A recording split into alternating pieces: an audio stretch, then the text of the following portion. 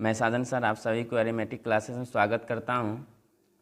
मैंने आप लोगों को इससे पिछले वीडियो में जीके और जीएस का सेट प्रैक्टिस करवाया था, जिसमें हम लोगों ने 3 सेट प्रैक्टिस के बारे में पढ़े थे। आज मैं आप लोगों को सेट प्रैक्टिस 4 बताने वाला हूं। तो आज हम लोग सेट प्रैक्टिस 4 के बारे में पढ़ेंगे। तो उसमें एमसीक्यू प्रश्न पढ़ने से पहले हम लोग क्या करेंगे, कुछ इम्पोर्टेंट पॉइंट्स को पढ़ ले जो आप लोगों को क्या करेगा, एमसीक्यू प्रश्न में मदद करेगा और सभी कॉम्पिटिटिव एग्ज़ाम्स के लिए महत्वपूर्ण है। तो आप लोग इसको क्या करें, नोट करके याद करने की कोशिश करें। तो चलिए वीडियो में स्टार्ट करता हूँ। तो आपका जो पहला है चेचक का टीका।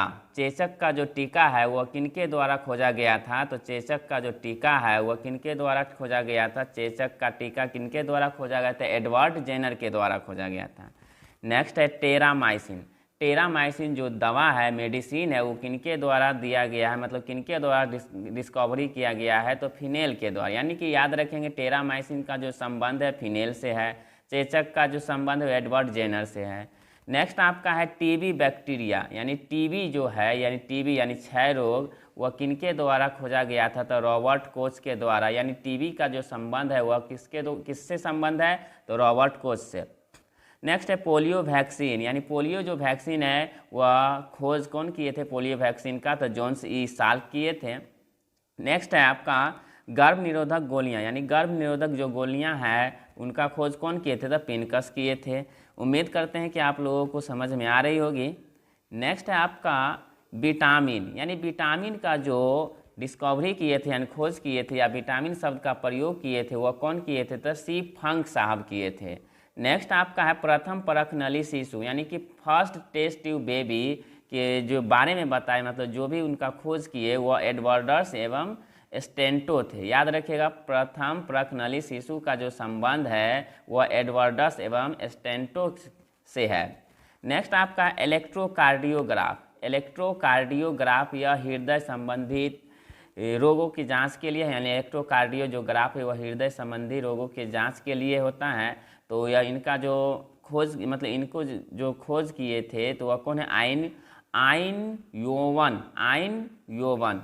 नेक्स्ट आपका है कि देश है और समाचार एजेंसी है। मतलब एक साइड में आपका क्या है, देश का नाम है, दूसरे साइड में क्या है, समाचार एजेंसी का नाम है। तो जो समाचार एजेंसी राइटर है, इसका जो राइटर जो है वह किस देश से संबंधित है? तो राइटर एक समाचार एजेंसी का नाम है, लेकिन वह किस देश का है? तो यूनाइटेड किंगडम का। नेक्स्ट आपका है तास जो एजेंसी है वह किसका है? तो रूस का है। बरनामा जो एजेंसी वह किसका है? मलेशिया का है। अंसा जो एजेंसी वह किसका है? इटली का है। इतीम जो है किसका है? इजराइल का है। वाफा जो है वह किसका? फिलिस्तीन का है। नेक्स्ट आपका है जापान का जो समाचार एजेंसी है वह कौन है? तो क्योडो है। चीन का जो है वह सिन्हुआ है। भारत का जो है यूनिवर्ता है। याद रखेंगे, भारत का जो समाचार एजेंसी है वह कौन? यूनिवर्ता है। ईरान का जो है वह क्या है? इरना है। रूस का जो है वह क्या? नोवोस्ती है। फिर इंडोनेशिया का कौन है? तो अंतरा है। ये सब क्या है? देश है और उसके संबंधित समाचार एजेंसी का नाम है। नेक्स्ट आपका है ग्रहों के नाम, उपग्रहों की संख्या, मतलब कौन से ग्रह का कितना उपग्रह है उसके बारे में। तो बुध यानी मरकरी, बुध को हम लोग क्या कहते हैं? मरकरी कहते हैं। यानी बुध जो ग्रह है उसका कितना उपग्रह है? तो 0, यानी कि बुध का और शुक्र का कितना ग्रह है, उपग्रह है? तो 0 है। याद रखेंगे मरकरी और वीनस का जो सैटेलाइट की संख्या होती है वह कितना होती है? 0 होती है। पृथ्वी यानी अर्थ का जो सैटेलाइट है वह कितना होती है? 1 होती है। एकमात्र कौन है? तो चंद्रमा है। मंगल का जो उपग्रह है कितना है? यानी 2 है, जिसको फोर्ब्स और डीमोस कहा जाता है। नेक्स्ट है यानी मार्स, मंगल को मार्स कहा जाता है। मंगल को ही क्या कहा जाता है? रेड प्लैनेट के नाम से जाना जाता है। बृहस्पति जो सबसे सौरमंडल का सबसे बड़ा ग्रह है, उसकी सैटेलाइट की संख्या यानी उपग्रहों की संख्या कितनी है? तो 67 है। नेक्स्ट आपका है सैटर्न, यह सौरमंडल का सबसे दूसरी बड़ा ग्रह है, जिसके सैटेलाइट कितनी है? 64 यानी 64 है। नेक्स्ट आपका यूरेनस, यूरेनस को क्या कहा जाता है? अरुण कहा जाता है, जिसकी सैटेलाइट की संख्या कितनी है, यानी उपग्रह की संख्या कितनी है? 27 है। नेपच्यून, जिसको क्या कहा जाता है? वरुण कहा जाता है, जिसकी सैटेलाइट यानी उपग्रह की संख्या कितनी है? 14 है। प्लूटो जो अभी नहीं गिना जाता है इसमें, तो प्लूटो जो है उसकी संख्या कितनी उपग्रह में? तो 1 है। नेक्स्ट है देश और उससे संबंधित मुद्रा, यानी कि कौन सा देश है उसका कौन सा मुद्रा यानी करेंसी है। तो लेबनान जो देश है, लेबनान जो देश है उसका करेंसी कौन है? तो पाउंड। याद रखेंगे, लेबनान का करेंसी कौन है? पाउंड है। जॉर्डन का करेंसी कौन है? दिनार है।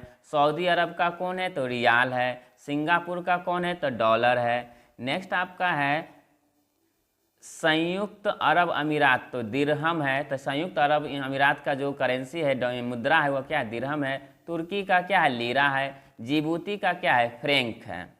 उम्मीद करते हैं आप लोगों को मेरा वीडियो अच्छा लग रहा होगा। अगर मेरा वीडियो आप लोग को अच्छा लगता है तो शेयर और सब्सक्राइब कर दे, क्योंकि यह आने वाले सभी कॉम्पिटिटिव एग्ज़ाम्स के लिए काफ़ी महत्वपूर्ण है। तो आप लोग इसे लिख कर याद करने की कोशिश करें। नेक्स्ट आपका जो टॉपिक है वो क्या है? नल सरोवर अभ्यारण्य, यानी नल सरोवर जो अभ्यारण्य है वह कहाँ है? गुजरात में है। दुधवा राष्ट्रीय उद्यान कहाँ है? तो उत्तर प्रदेश में। चंद्रप्रभा अभ्यारण्य कहाँ है? तो उत्तर प्रदेश में, यानी दुधवा चंद्रप्रभा दोनों कहाँ हुआ? उत्तर प्रदेश में। नल सरोवर कहाँ हुआ? गुजरात में।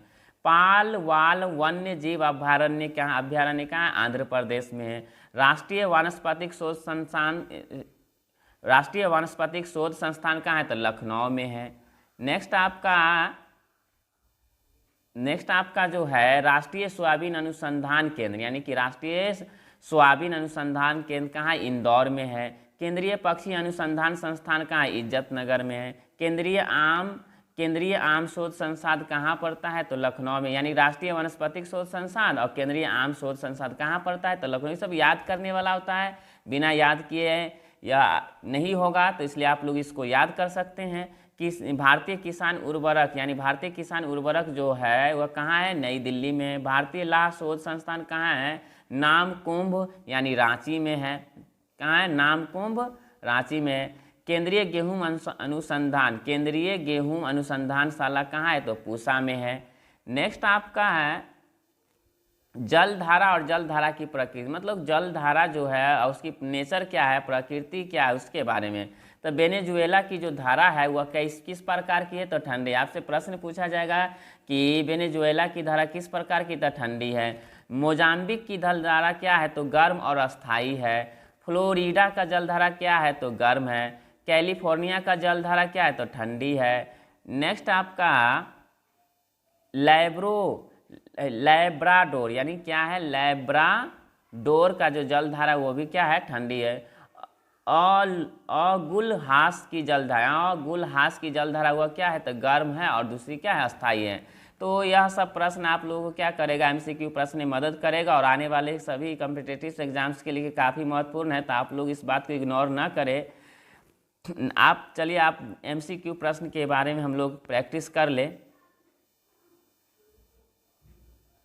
आज का जो पहला प्रश्न है आपका कि हिमालय पर्वत प्रदेश के अलावा भारत का उच्चतम श्रृंग कौन सा है? मतलब हिमालय पर्वत प्रदेश के अलावा भारत का जो उच्चतम श्रृंग कौन सा है? तो अनायमुडी है। इसलिए इसका राइट आंसर क्या हो जाएगा? ऑप्शन नंबर डी, यानी कि अनायमुडी।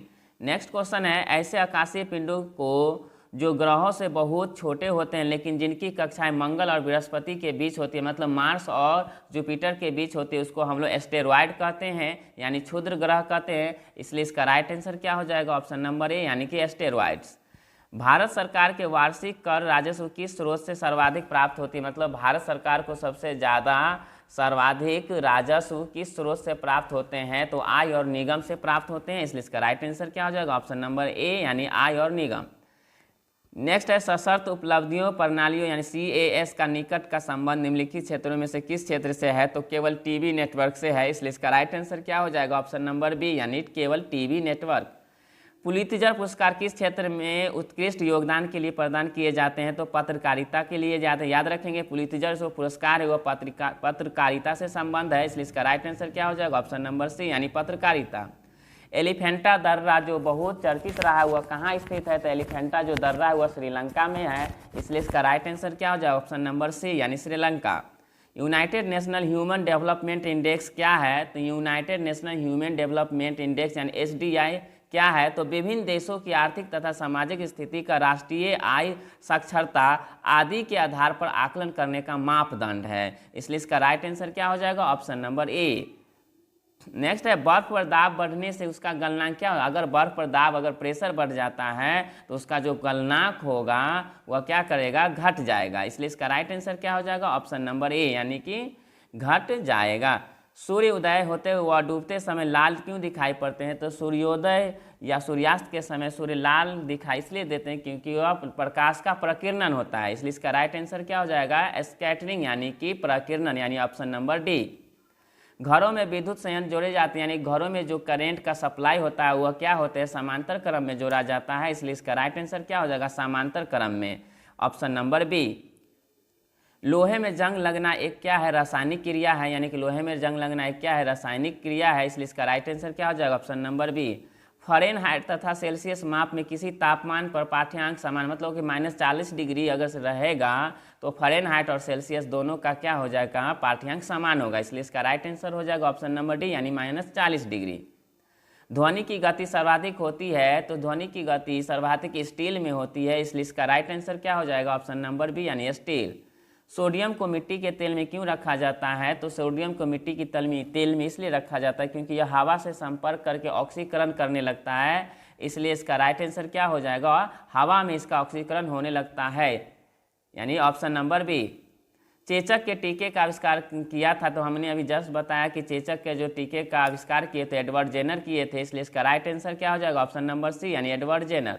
शरीर में ऑक्सीजन की पूर्ति कौन करता है? तो शरीर में जो ऑक्सीजन की पूर्ति करता है वह कौन करते हैं? तो आरबीसी करते हैं, क्योंकि आरबीसी में ही हीमोग्लोबिन होता है और हीमोग्लोबिन क्या करता है? ऑक्सीजन से जुड़ जाता है और ऑक्सीजन हमारे शरीर के सभी अंगों तक पहुंचाने का काम करता है। इसलिए इसका राइट आंसर क्या हो जाएगा? ऑप्शन नंबर ए, यानी आरबीसी।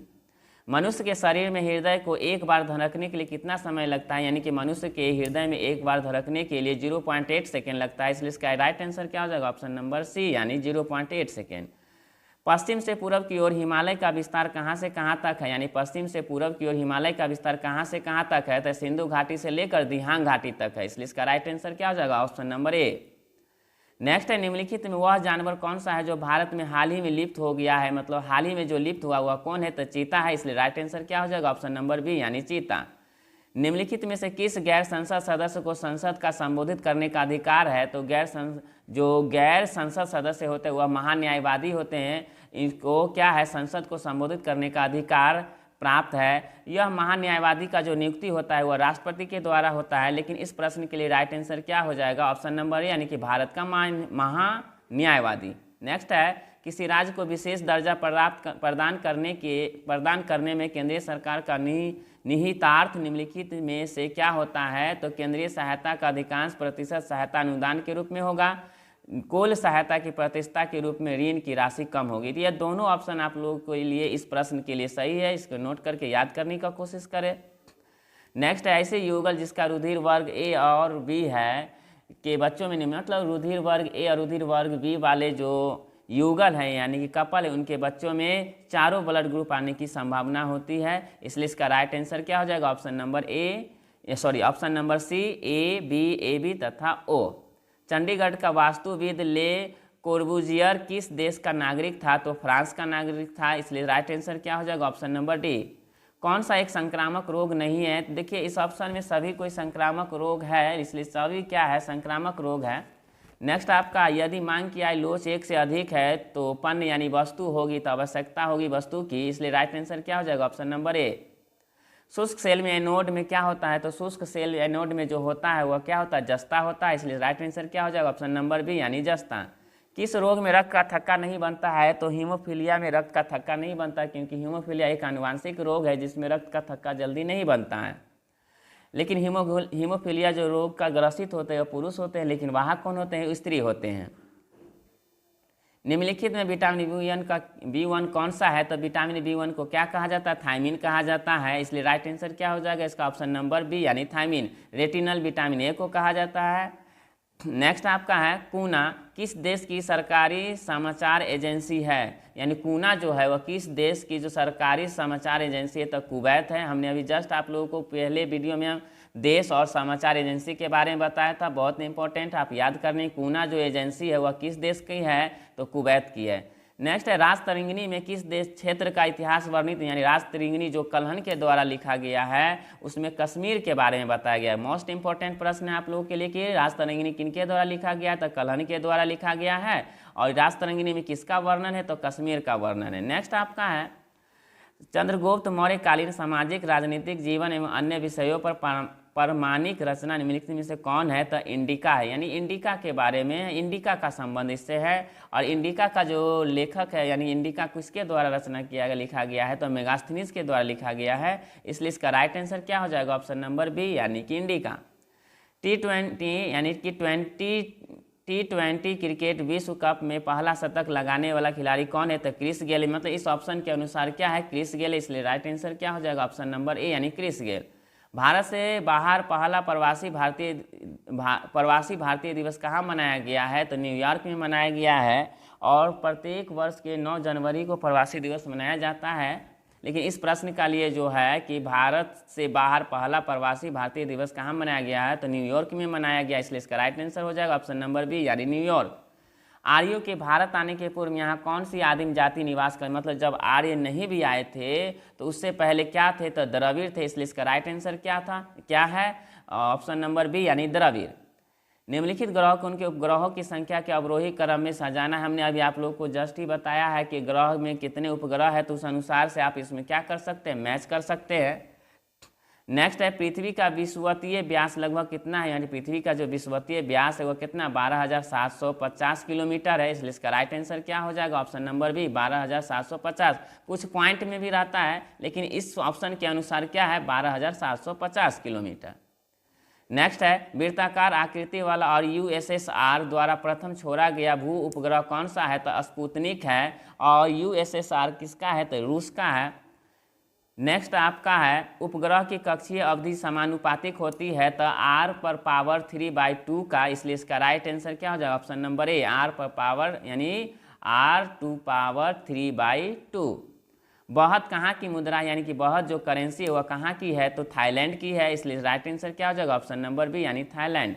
ग्लेशियर में बर्फ हमेशा निम्न में से कहाँ से पिघलती है, तो ग्लेशियर में हमेशा बर्फ नीचे से पिघलती है। इसलिए इसका राइट आंसर क्या हो जाएगा, ऑप्शन नंबर बी, यानी कि सबसे निचले स्तर से। दोआब शब्द से आप क्या समझते हैं, तो दोआब किसको का, दो भिन्न नदियों व्यवस्था के बीच की भी, यानी कि दो विभिन्न नदी के जो होगा उसके बीच का जो जगह होगा उसी को दोआब कहा जाता है। नेक्स्ट है, इसलिए इसका राइट 41 का जो है 41 का जो राइट आंसर क्या है, ऑप्शन नंबर सी है। नेक्स्ट है वेदांत गल पक्षी विहार अवस्थित है। वेदांत गल जो पक्षी विहार है वह कहाँ है, तो तमिलनाडु में। इसलिए इसका राइट आंसर क्या हो जाएगा, ऑप्शन नंबर ए, यानी कि तमिलनाडु।